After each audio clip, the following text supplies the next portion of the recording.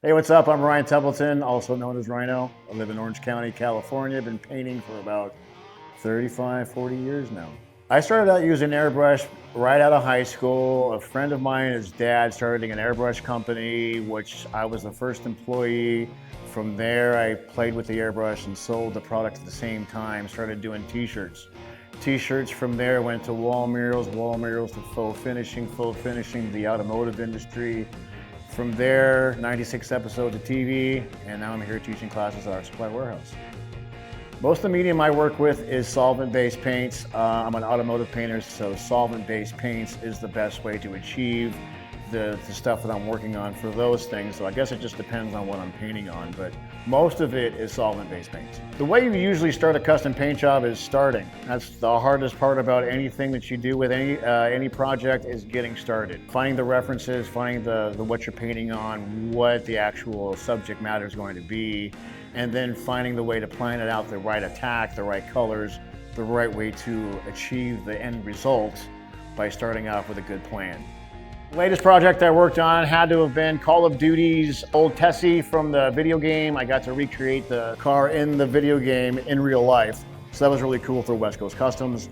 Just did Chief Keef's Trackhawk with a Hot Wheels theme to it. That was really awesome. And we're also learning how to paint on vinyl. So the one thing that I was not into in my industry, we are now embracing and painting on it. So it was a really cool thing to do because you don't normally paint on vinyl, and now I can. It's the curse of the creative, I guess. You got to deal with the stuff that, when you do this for a living, you always have to be creative. So it's always finding that right niche. I spend a lot of time on the internet. I call it 2, 3 o'clock in the morning when my good ideas come out. And that's when I start Googling and looking through researches and references to try and find the latest and greatest thing, trying to figure out something better to paint. That just keeps me motivated as well too, because after how long I've been painting for, motivation is a little bit on the downward spiral. But I love my job, and I'm always looking for cool things to paint, which keeps me on my toes. I've been using airbrushes for about 45 years, and I've used every single line of airbrush that's out there, and I have found that Iwata is the #1 workhorse for airbrushing out there. It is the best made, parts-wise, work-wise, clean-wise. Everything about the Iwata airbrush is user-friendly and is a workhorse in the airbrush industry, so I go nothing but Iwata airbrushes.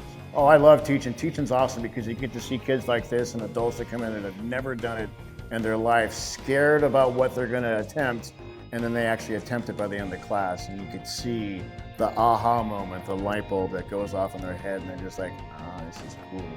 And that's when I did it. So back in the day when I was starting out airbrushing, there were nobody out there teaching what I am teaching today. So it was very hard to get information because everybody out there thought that you're going to steal their job. And at this point in time in the industry that we're at now, I can teach 100 people and all 100 people will have a job and I'll still be okay. So teaching is very satisfactory.